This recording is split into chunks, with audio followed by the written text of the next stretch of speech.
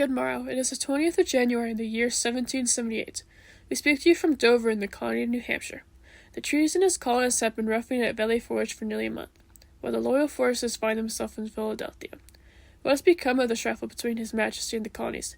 What has become of our fellow colonists? Stay tuned on the Royal News Network. On April 17, 1775, treasonous spies like Paul Revere warned the colonists about the British's plan and gathered an army near the Concord River. The British were forced to fall back to Concord, but they were vulnerable to colonial attacks, so they returned back to Boston. On May 10, 1775, colonial forces silently infiltrated the fort and ambushed the few British soldiers that were stationed there. On June 17, 1775, the British attacked the colonists from the left and outflanked them. The weak colonists weren't able to combat such a brilliant attack. On August 27, 1776, the British continuously pushed the colonial forces back. The colonists found themselves surrounded with their backs to the East River, and decided to retreat like the cowards they are. On December 26, 1776, the colonists split their forces into two, and ambushed the Hessians in the cold early morning. The colonists captured most of the unformidable Hessian forces. On January 3, 1777, a faction of the colonial army split off in order to destroy a bridge that led to Trenton, while the rest of them continued marching towards Princeton. The colonists didn't even reach Princeton before they met some British, who tried to stop them and cut off the unit that was heading towards Trenton.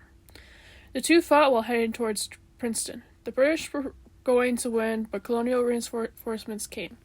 The British were forced to retreat. On January 2nd through the 6th of the year 1777, the British surrounded nearly all the high grounds near around the fort. The colonists barely put up a fight, and there were few casualties, but in the end they retreated like the cowards they are. On September 11th, 1777, an experienced colonist formed an amateur blockade around the banks of the Brandywine Creek. The British attacked the colonists from their right flank, and the colonists retreated. On September 19, 1777, the British split their army into three columns and attacked the colonists.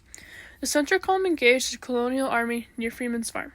After a while of heated battle, the British got some Hessian reinforcements, giving them control of the battlefield.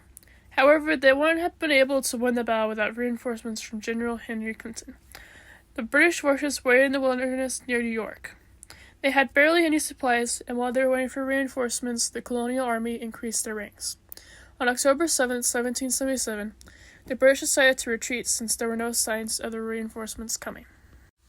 On October 4, 1777, not only did the colonists try to execute a plan that they were incapable of using, but they also lost the element of surprise. Some of the British forces took position in Cliveden, which resulted in several colonial casualties throughout the battle. Some of the colonial forces were separating the fog, and others were low on ammunition. The colonial army was inevitably forced to retreat. Thus far, the colonists have bested about 4 of 9 encounters with the Majesty's forces. We have the mightiest and most well-trained army in the world. These rebels have no chance of conquering and shall be disappointed by a great nation. Now let us talk about the weather. So far, this has been an average winter with freezing and thawing periods on and off. We've also had shortages in supplies like food and clothing due to the Patriots' rebellion. Additionally, His Majesty still has the blockade on the Atlantic Ocean. So thanks to the Patriots' immaturity, we are still cut off from the international trade. To the esteemed host of the Royal News Network, I send you this message out of complete dismay, for I have seen the treasonous acts of our fellow colonists who rise against our glorious motherland. How could they betray the nation that has bestowed us with countless blessings and gave us safety? The motherland never encumbered our harmony, but the rebels around us. I, Charles Jefferson, beseech you to rally support for our fellow loyalists, to give them the courage and resolve needed to stand against this coup. Together for the good of humanity, loyalty must prevail over treachery. Yours faithfully, Charles Jefferson. Now let's hear from our two guests. I can't believe that one of us who so boldly worshipped the Trinity tried to prevent us from prospering. And I can't believe that they're rebelling against the motherland either.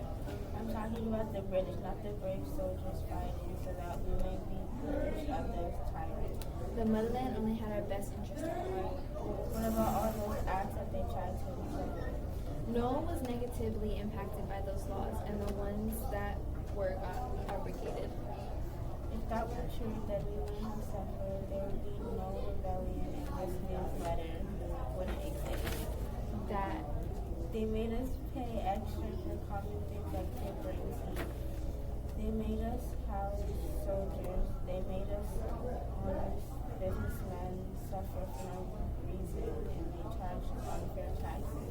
The British have only made us suffer. That letter is based on opinions of ungrateful peasants. They have no idea of what was really happening. Their opinion doesn't matter, that paper doesn't matter, and you don't matter. Take that back. Make me. We shall meet again next time on the Royal News Network.